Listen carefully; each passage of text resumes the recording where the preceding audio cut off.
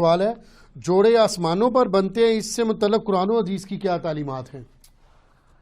دیکھیں جی، جوڑے آسمانوں پہ بننے کا صرف ایشو نہیں ہے، بلکہ سب کچھ ہی آسمانوں پہ ہی ہو رہا ہے۔ تقدیر کے اندر تو اللہ تعالیٰ نے اپنے ڈیوائن وزڈم سے چیزیں لکھ دی ہوئی ہیں، ٹھیک، البتہ ظاہر ہے کہ اس کی ایگزیکیوشن دنیا میں ہوتی ہے، لیکن اس کا یہ مطلب نہیں ہے کہ آپ نے جو ہے وہ دنیاوی طور پہ نہیں چیزوں کو دیکھنا۔ لوگ جو ہے وہ شادی کے اوپر استخارے بھی کرواتے پھر رہے ہوتے ہیں۔ استخارہ تو بالکل اینڈ والی چیز ہے۔ استخارہ تو اللہ سے مشورہ ہے، بندوں سے بھی مشورہ کرنا ہے۔ نبی علیہ السلام نبیوں کے صحابہ سے مشورہ کرتے تھے، استخارے پہ نہیں سب کچھ چیزوں کو چھوڑ دیا ہوا تھا۔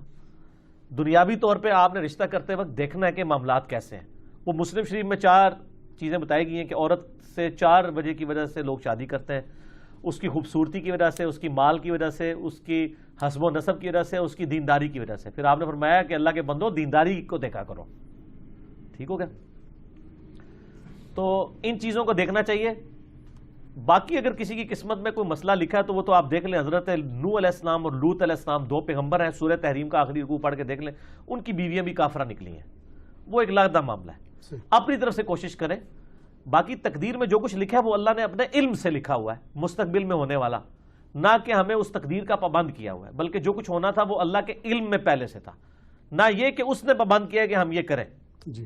البتہ جب ہو جائے نا پھر آپ یہ کہہ سکتے ہیں کہ میری نصیب میں یہ لکھا تھا۔ ایک بندہ پیپر دینے کے لیے اسکول ہی نہیں جاتا اور فیل ہو جاتا ہے، پھر کہ جی میری قسمت میں ہی لکھا تھا، وہ تو خود ہی نہیں گیا، خالی پیپر دیا ہے، فیل آیا ہے، ٹھیک ہے؟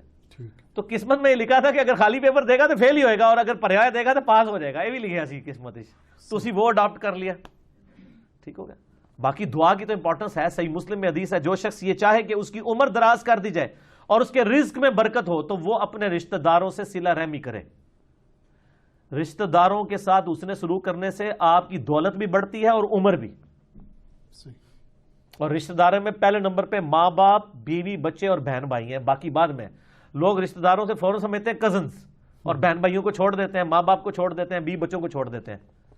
تو بخاری اور مسلم دونوں میں یہ حدیث ہے کہ جس شخص کی یہ خواہش ہو کہ اس کے رزق میں برکت ہو اور عمر میں برکت ہو جائے، وہ اپنے رشتہ داروں کے ساتھ اس نے سلوک کرے۔ ظاہر ہے اس نے سلوک یہ ہے کہ آپ نے اخلاقی طور پہ بھی اور مالی مدد بھی ان کی کرنی ہے، ٹھیک۔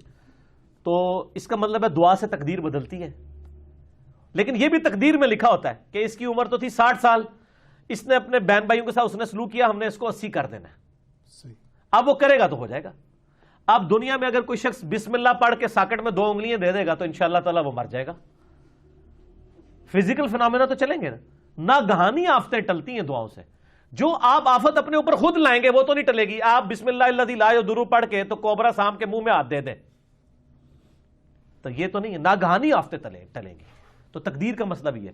یہاں پہ بھی جوڑوں پہ لوگ کہتے ہیں نہیں میری قسمت میں لکھا ہوا تھا، ہاں جو ہو جائے اس کے بعد آپ کہہ سکتے ہیں، جس طرح بخاری مسلم میں آتے ہیں آدم علیہ السلام نے کہا کہ میری قسمت میں یہ لکھا تھا، تو ظاہر ہے پھر واقعی لکھا ہوا تھا۔ ایک بندے نے بھی غلط کام کیے نہیں اور کہ جی میری قسمت میں لکھا ہے کہ میں کرنا ہے، تو میں کہتا ہوں، ایک بندہ کہتا ہے میری قسمت میں لکھا ہے کل فجر کی نماز میں نے نہیں پڑھنی، تو سر میں ابھی آپ کی قسمت میں بدل دیتا ہوں کہ فجر کی نماز فلاں مسجد کی پہلی صف میں پڑھو، 1 لاکھ روپے لے لینا، یہ لو چیک۔ دنیا کے سارے شیطان مل کے تجھ سے ایک فجر نہیں چھڑوا سکیں گے، تو تیری قسمت اینج بدلی نا، ٹھیک ہے۔ اور تقدیر کے اوپر مسئلہ نمبر 104 ABC 3 میرے لیکچر ہیں، میں نے ڈیٹیل کے ساتھ اس میں بتایا کہ بدقسمتی انسان خود کماتا ہے۔ اور سورہ طٰہٰ کے اندر بھی ایک آیت آتی ہے، اب یہ کریٹیکل ٹاپک ہے تو میں وہ آیت چاہ رہا ہوں یہاں پہ کوٹ کر دوں، بالکل اینڈ کے اوپر جاتی ہے۔ اللہ نے فرمایا بدبخت کون ہوتا ہے؟ وہ ہوتا ہے جو اپنی بدبختی خود کماتا ہے۔ سورہ طٰہٰ کی آیت نمبر ہے 123، یہ اب انگریزی عربی میں بعض کا میں 2 کو 3 پڑھ جاتا ہوں، وہ اس طرح جڑا ہوا لکھا ہوتا ہے چھوٹا سا۔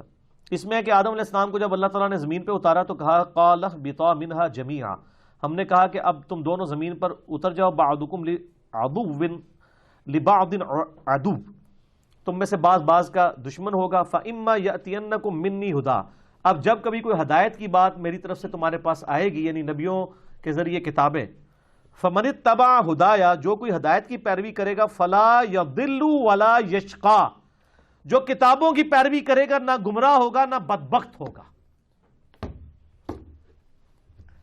قرآن کی پیروی کرنے والا بدبخت نہیں ہوتا. سبحان اللہ. قرآن کہہ رہا ہے سورہ طٰہٰ آیت نمبر 123, جو نبیوں پر اتری ہوئی کتابوں کی پیروی کرے گا لا یضل ولا یشقی. ٹھیک ہے جی, نہ وہ گمراہ ہوگا اور نہ شکی ہوگا.